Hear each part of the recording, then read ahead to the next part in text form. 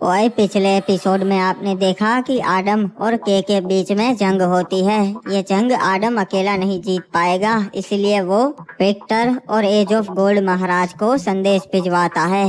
जंग में क्रिमिनल्स और चाचा लड़ रहे होते हैं और मौके का फायदा उठा के सीधा आदम के महल तक पहुंच जाता है और उसे चारों तरफ से घेर लेता है। अब आगे ओए। आदम, बचने का कोई रास्ता नहीं है। मैंने तुम्हें चारों ओर से घेर लिया है। बाहर आके मेरे पाँव पकड़ ले, शायद मैं तुझे जिंदा छोड़ दूं। महाराज, बाहर मत जाइएगा, वो उसकी चाल है, आपको भड़का रहा है।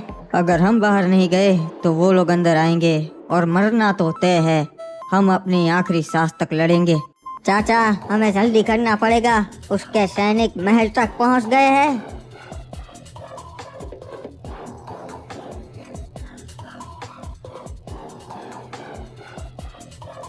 चलो रे, सारे हथियार लेके तैयार हो जाओ, तब तक मैं इनका ध्यान भटकाता है।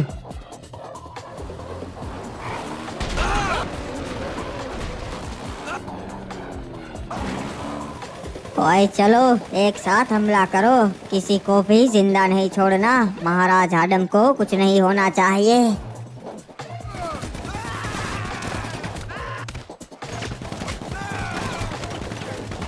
ये क्या?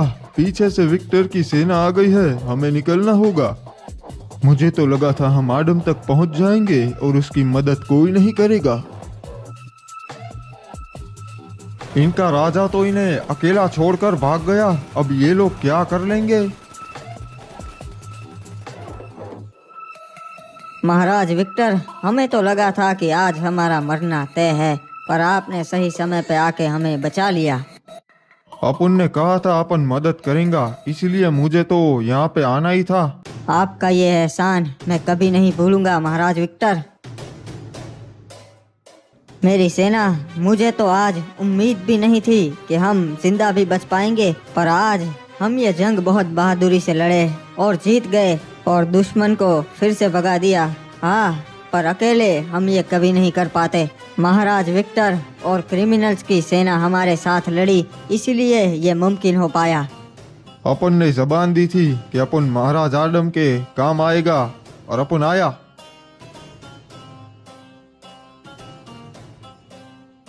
महाराज आदम, कप्तान ने संदेशा भिजवाया है कि आप तुरंत शिप यार्ड पे आइए, उन्हें आपसे कुछ जरूरी बात करनी है। लगता है कैप्टन किसी मुसीबत में है। ठीक है, मैं जरूर आऊंगा।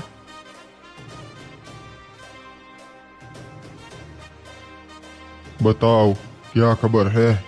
मैंने कुछ सैनिक भेजे थे रिमनाम विलेज पे और उन्होंने आके मुझे खबर दी है कि महाराज आदम जंग जीत गए। ये तो नामुमकिन है। के की सेना इतनी बड़ी थी, फिर भी महाराज आदम ये जंग कैसे जीत गए? महाराज विक्टर ने जंग में उनका साथ दिया, इसीलिए, वरना तो वो ये जंग हार ही गए थे। तब तो महाराज आदम हमसे बहुत नाराज हो गए, क्योंकि हमने जंग में उनका साथ नहीं दिया। इसका भी एक इलाज है महाराज। हम आरोप अपने सेनापति पे लगा देंगे और बताएंगे कि उन्होंने हमें संदेश ही नहीं दिया, इसीलिए हम जंग में आए ही नहीं। सही कहा, हम महाराज आदम के साथ अपने संबंध नहीं बिगाड़ सकते। बताइए कैप्टन, अब कौन सा हथियार आया है आपके पास, या फिर हमें यहाँ तुरंत बुलवाने की कोई और वजह है? बहुत बुरा होने वाला है महाराज आदम, बहुत बुरा। मुझे लगता है जल्द ही बरमूडा खत्म हो जाएगा। इससे पहले हमें कुछ करना पड़ेगा महाराज आदम, कुछ करना पड़ेगा। अरे कप्तान, शांत हो जाइए, आप बहुत घबराए हुए लग रहे हैं। क्या हुआ? किसी राज्य ने आपको धमकी दी है क्या? हम आपके साथ लड़ेंगे। नहीं सलाहकार जी, कोई धमकी नहीं दी। ये तो उससे भी ज्यादा खतरनाक है। इनको मारना नामुमकिन है। पता नहीं हम क्या करेंगे अब। अरे कप्तान, आप बैठिए और मुझे सब कुछ सही से बताइए, आखिर हुआ क्या है। अगर आप ऐसे ही बात करेंगे तो हमें कुछ पता भी नहीं चलेगा। महाराज आदम, आखिर हुआ ये है कि कल मेरे कुछ लोग मेरी सीमा पर खड़े थे और उन्होंने देखा कि कुछ मुर्दे घोड़े को मार कर खा रहे थे। ये देख के मैं भी बहुत घबरा गया कि आखिर वो बाहर कैसे आए। ये क्या बोल रहे हैं कैप्टन? कौन से मुर्दे? मैं नहीं मानता इनमें, आपका कोई वहम होगा। अरे महाराज, मेरा वहम नहीं है, मैंने अपनी आंखों से उन्हें देखा है और वो हकीकत है, सच में थे वो वहाँ पर। मुझे डर है कि वो कहीं शिपयार्ड पे ना आ जाए। अगर ऐसा हुआ तो धीरे धीरे वो पूरे बरमूडा में फैल सकते हैं और कोई नहीं बचेगा। एक काम कीजिए कैप्टन, अभी आप घबराइए मत, ऐसा कुछ नहीं होगा।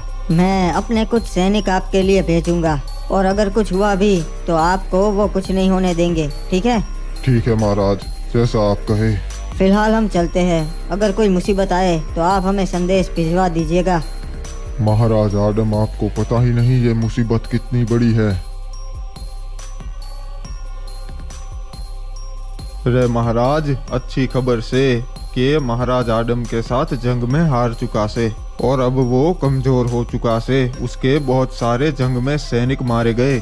अच्छा हुआ बाबू मोसाई, वो इसी के लायक था। जल्द ही हम भी उसे मुंह तोड़ जवाब देंगे। हमें महाराज आडम के साथ हाथ मिला लेना चाहिए, वो एक अच्छा राजा से और हमारे काम आ सकता से। सही कहा, दोनों का दुश्मन भी अब एक ही है। वैसे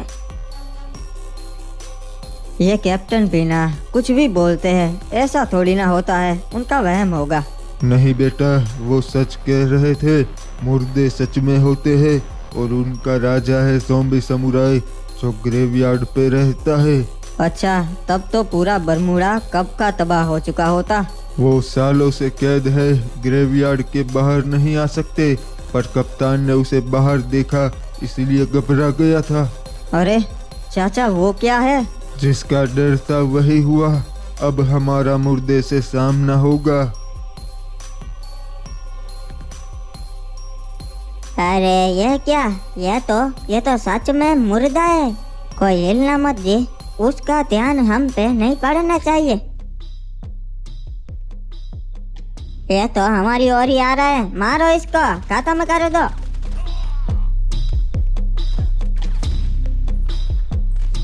इस पे तो गोलियों का असर ही नहीं हो रहा जी।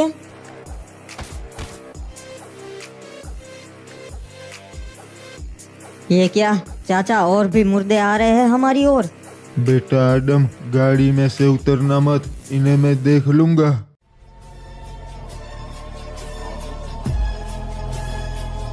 सब मारे जाएंगे, कोई भी जिंदा नहीं बचेगा।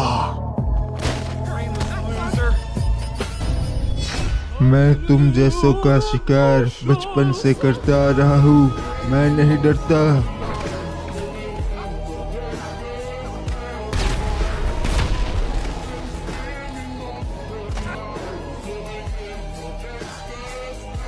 लौट जा फिर से अपने ग्रेवयार्ड पे, बाहर मत निकलना।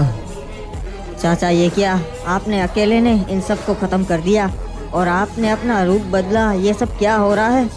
बेटा आडम, मुझे पता है तेरे मन में बहुत सारे प्रश्न हैं, मैं सब कुछ बताता हूँ, पर पहले यहाँ से निकलना होगा।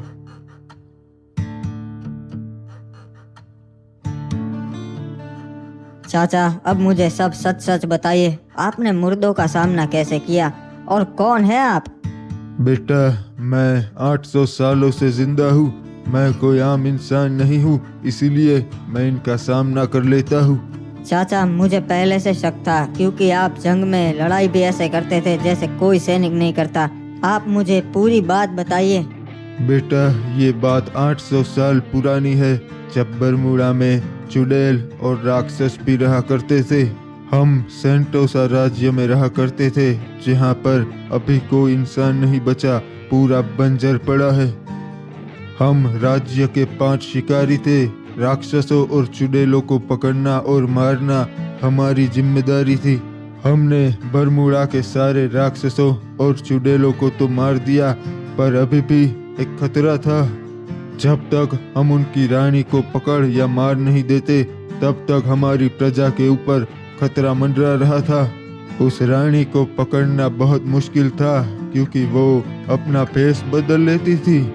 पर एक दिन हमने पता लगा लिया कि वो कहाँ पर रहती है।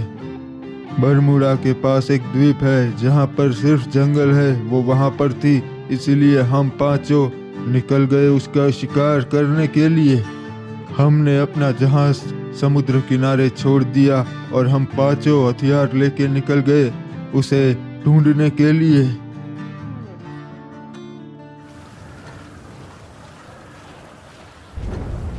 साथियों, ध्यान रखना, हमने जिन चुड़ैलों का शिकार किया है ये वैसी नहीं, ये उनसे 10 गुना ज्यादा ताकतवर है।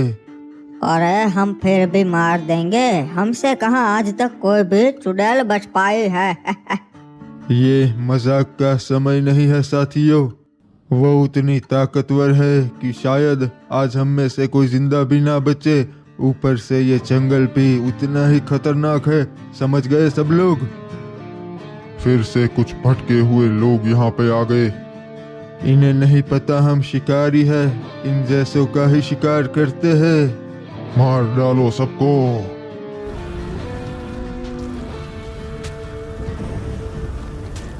इनके सर हम बरमूडा ले जाएंगे प्रजा को दिखाने के लिए। ये लो साथियों, इनके पैरों का निशान का पीछा करो, इन्हें उस रानी ने ही भेजा होगा। ये देखो साथियों, हम पहुंच गए, वो यहीं पे छुपी हुई है। फिर क्या हुआ चाचा, आपने उसे मारा या नहीं? हम वहां पर पहुंच तो गए, पर रानी के साथ उसका एक सेवक भी था जो हमारी ही तरह बहुत अच्छा योद्धा था। उस चुड़ैल तक पहुंचने के लिए हमें उसके सेवक को मारना पड़ता। हमारे बीच में घमासान युद्ध हुआ, पर अफसोस उस युद्ध में मेरे सारे साथी मारे गए। चुड़ैल के उस सेवक ने मेरे सारे साथियों को मार दिया। नहीं, मैं तुझे नहीं छोड़ूंगा।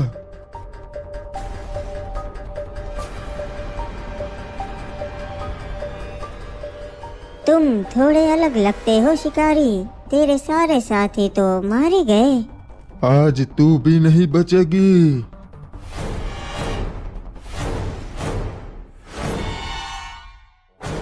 तुमने यहाँ आके बहुत बड़ी गलती कर दी। तुम बरमूडा पे ही ठीक थे, अब तो तुम भी नहीं बचोगे। मार दे मुझे मौत से डर नहीं लगता चुड़ैल। मैं तो तुझे तड़पाना चाहती हूँ, अगर मौत दे दी तो ये तो तुझ पर एहसान होगा। मैं तुझे अमरता का श्राप देती हूँ, तू कभी नहीं मरेगा और हर साल तू अपने अपनों को मरता देखेगा। नहीं, मार दे मुझे, वरना मैं फिर से तेरे पीछे आऊंगा। किसी भी हाल पे मैं तुझे नहीं छोड़ूंगा चुड़ैल।